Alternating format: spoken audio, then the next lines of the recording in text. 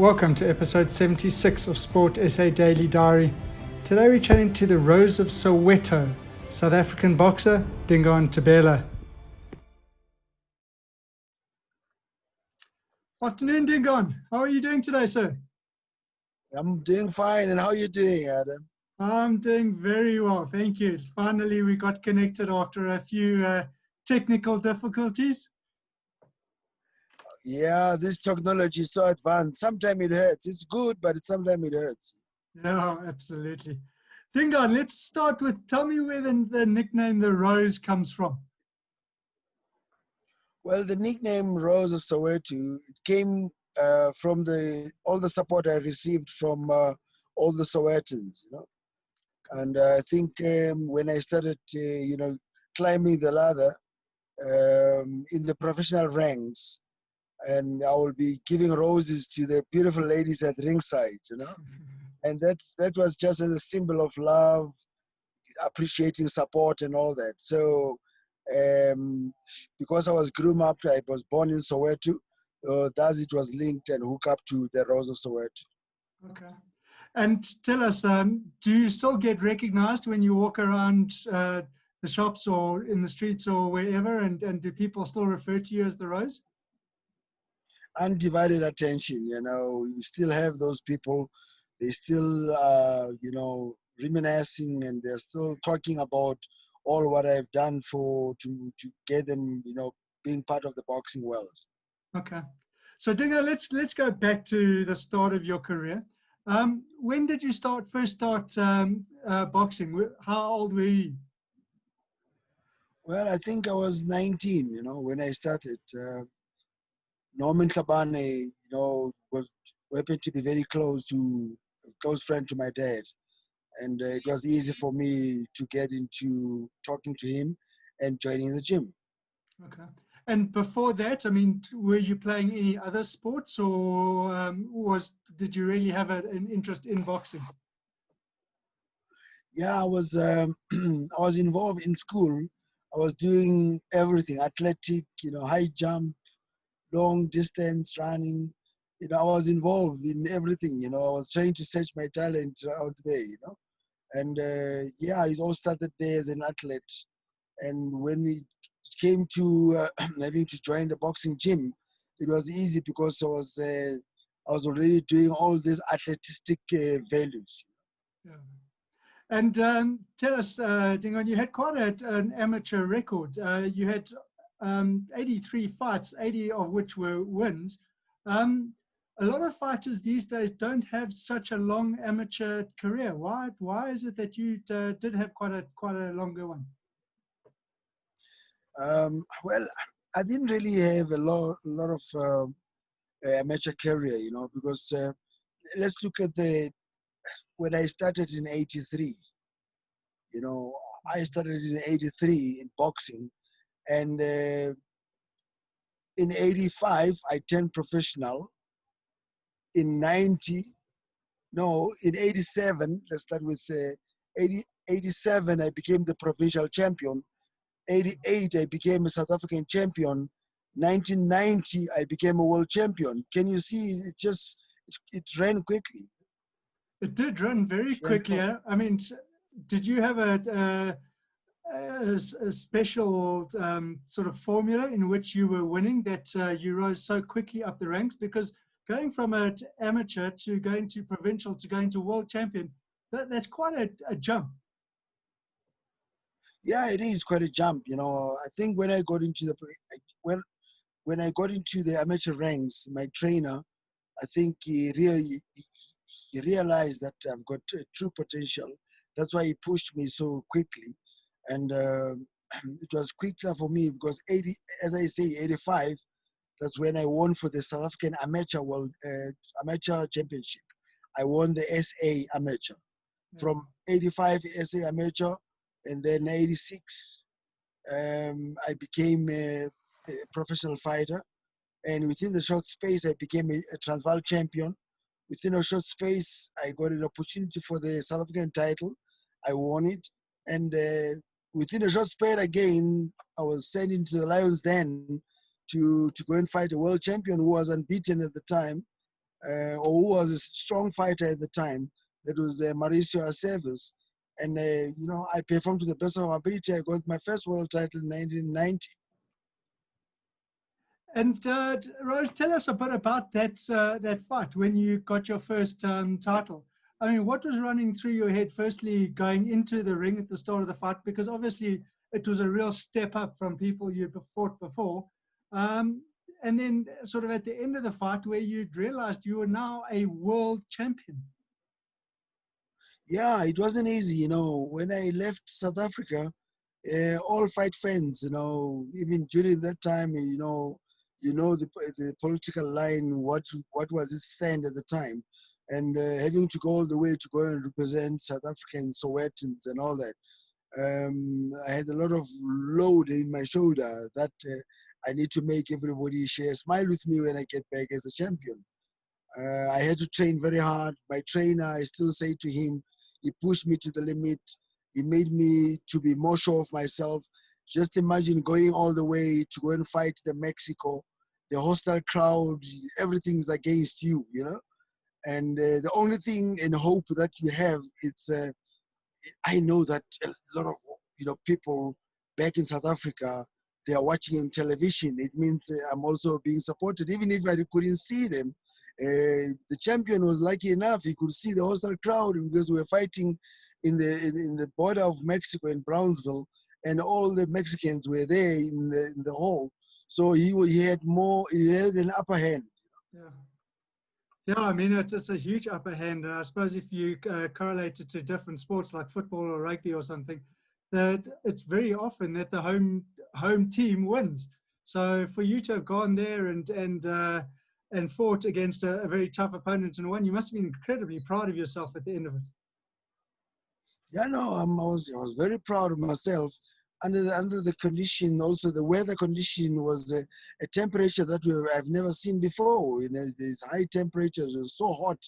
I remember, if you check on that fight, you'll see in one of the rounds when I said to my trainer, I call him Norman, Bra Norman. I said to him, Bra Norman, amanzi, meaning I needed water in my head. I needed him to pour water into my body because the body heat was unbearable. It was unbearable. So, all of that, having to have surpassed that and came back home and become a world champion, becoming a WBO world champion, lightweight world champion. And then, Dingaan, you defended that title 3 times and then relinquished it in 1983 to challenge for the WBA lightweight. Why did you relinquish the title? Well, I think at the time when it was still a new body. WBO was the new body at the time.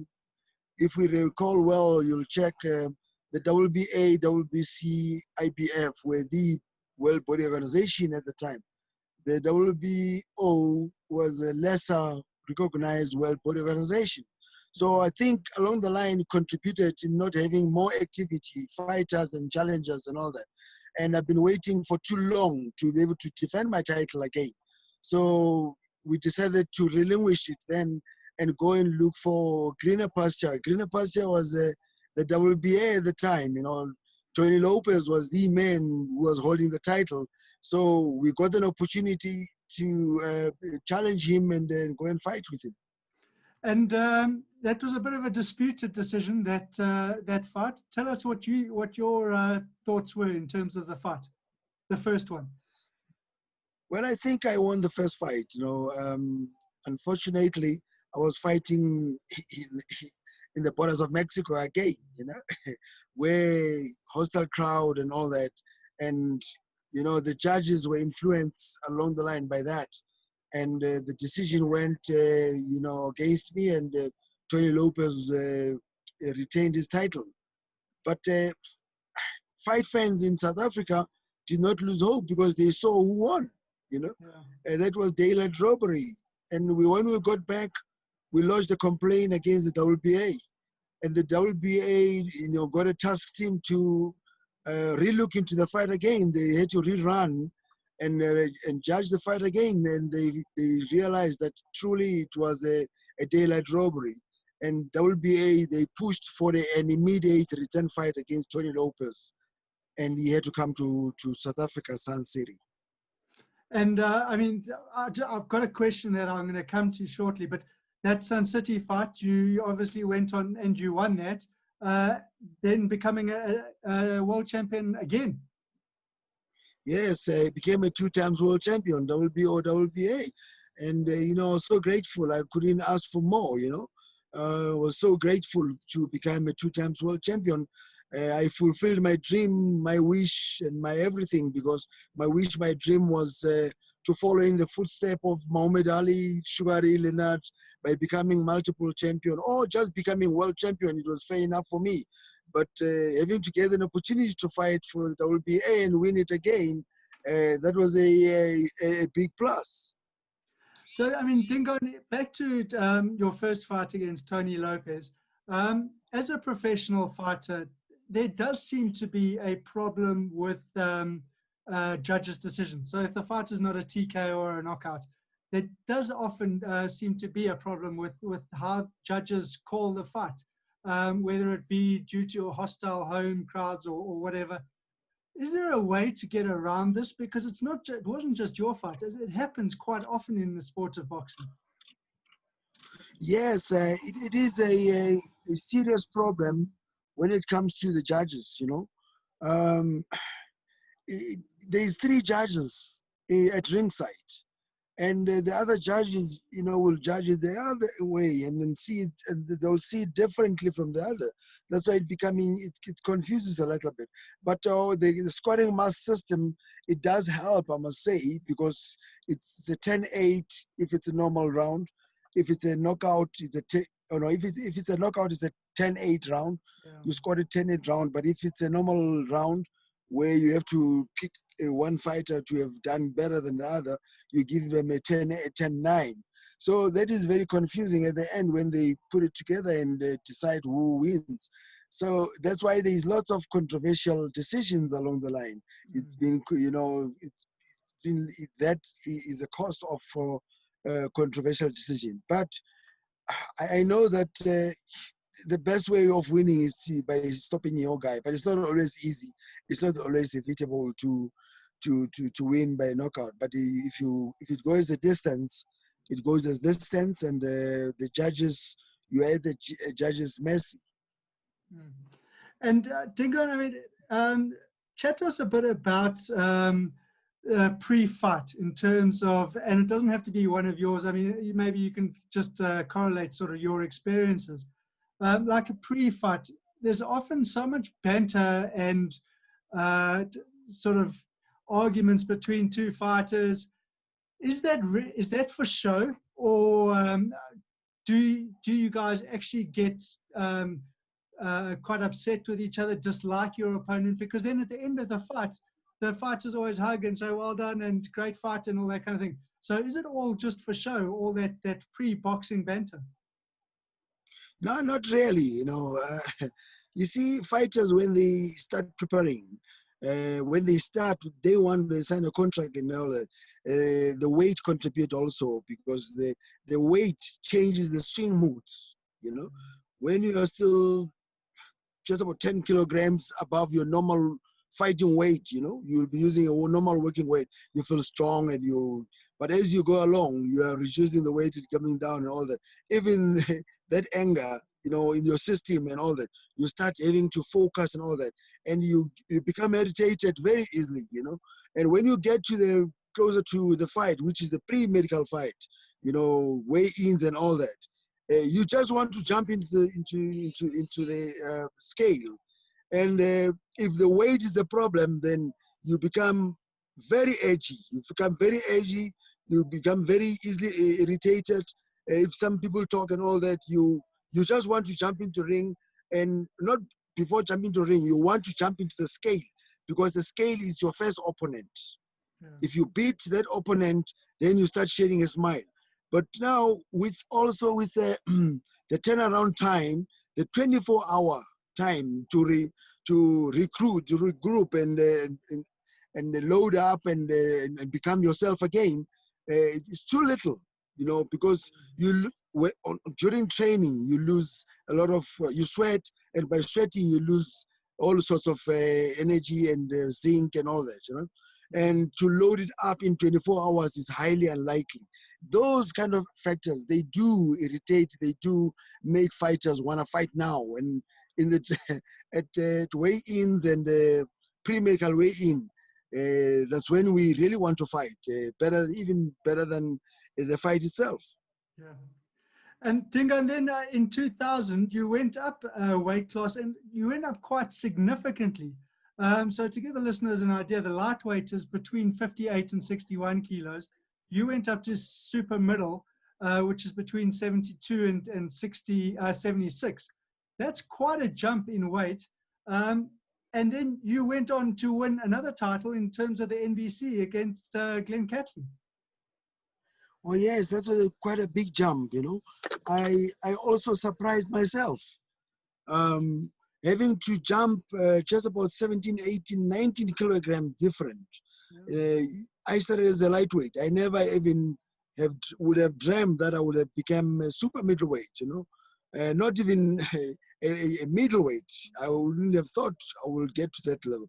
But I think it has proved dividends that fighters do outgrow certain divisions, you know, or do outgrow division. It didn't only happen to me. It happens to the great Muhammad Ali. No, not Muhammad Ali because he was heavyweight. The great Sugar Ray Leonard, Roberto Duran. They moved weights and weights from welterweight till up to, you know, from junior light, junior feather. They went all the way to welterweight, super middleweight even, you know. They ended up winning super middleweight. So it happens in the whole world where fighters move divisions from one division to the other. It was not a new thing. Of course, when it started, it was a new thing to me. But when I got the chance to fight for the super middleweight, we looked at the champion at the time, which is Glenn Catley. We thought, we can fight him, we can win against him. And when the promoter came up with the offer to say can we take that fight, we grabbed it with both hands because it was another lifetime opportunity to get to fight for the world title again, you know. And I'm glad that today, I'm glad and proud today, I call myself a 3 times world champion. Yeah, absolutely. And Dingaan, tell us, was there a jump in the difficulty of the boxing or the opponent moving from the lightweight to the super middle? Was Glenn Catley, was it harder? Did he hit harder? Was it, I mean, tell us a bit about the variation between the two weights and the two sort of different opponents. Oh yes, I mean, jumping into the super middleweight, you know, Glenn Catley was a robust. If you look at him, he was robust, you know. He was more stronger look and all that. And when we were fighting, I could feel his punches that I'm being hit by a grown man, you know, and a strong man that, when I say grown man, I'm talking about in power, you know. Yeah. I could feel those punches. So, but I was a fighter and I took the fight and I knew. But what gave me confidence also, having to know that I can win against him, I fought even a stronger fighter also, maybe not stronger than Glenn Catley, but he was stronger in his division in South Africa, Suwon Bottas. Yeah. You know, he's been knocking out everybody and all that. And we fought against him, won. Then that was some kind of a measurement to tell or to give me confidence that I can fight these super middleweight guys. Yeah. And Dingaan, tell us, who's the toughest opponent you've ever fought against? You know, all the 3 world champions, you know, they were tough. But of course, we can just rate them. I think the WBO, the first world title, when I fought it in a hostile crowd and all that. And the guy was unbeaten, he had a big run.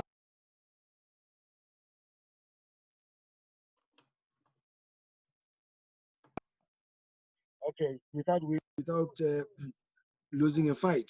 And when he had to fight me, I was just another kid from South Africa that I was a cannon folder. I was taken as a cannon folder to go and fight with him. But I proved dividends. And why I'm saying it, because most of my fight fans, they had faith in me and I became a world champion. It was a tough fight. Now coming to the WBA, Tony Lopez was rated amongst the best fighter of all time. He fought the likes of Brian Mitchell, who's the local guy, and they never gave me a chance to win against him because he was a strong fighter. He fought some of the great fighters of all time during his days.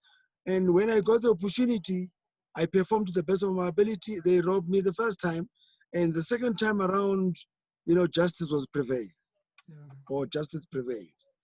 And Dingaan, you had a very impressive record: 56 fights, 40 wins, 14 losses, 2 draws. You retired, but then you came out of retirement at the age of 40. What was the thinking behind that?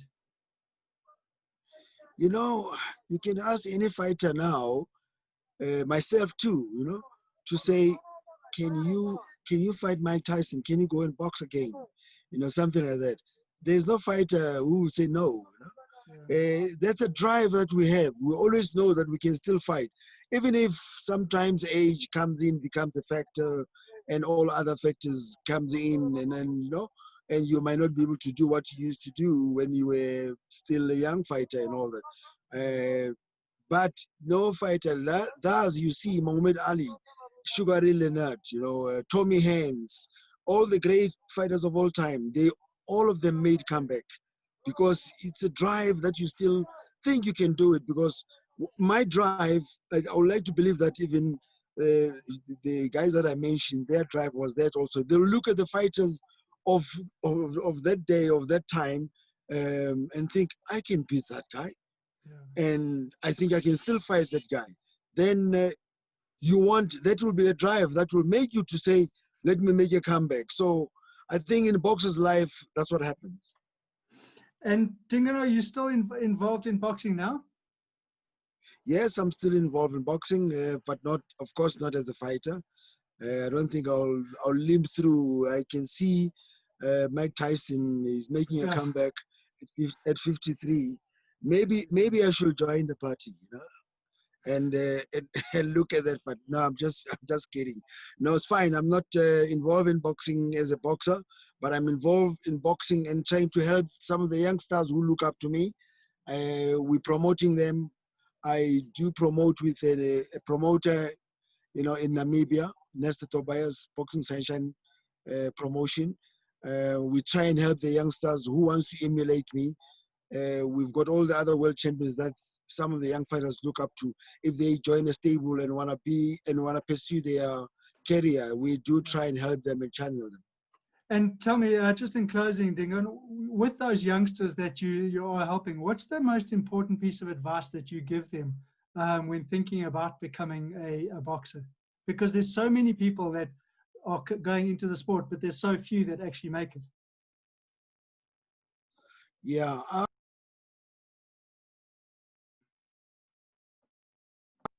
You're on mute. I think it's another call that's came in and disrupt. Okay. I will always be part of boxing. Why is that? Boxing has given birth to what I am today. What I am today, somewhere along the line, I'm into the business line, which is the Rose Funerals. I'm into the business line, doing all other things. I think the name The Rose still carries that legacy, the weight to get those people who supported me when I was a fighter, who's supporting me now that I'm, in the corporate line. So fighters will always be my first priority.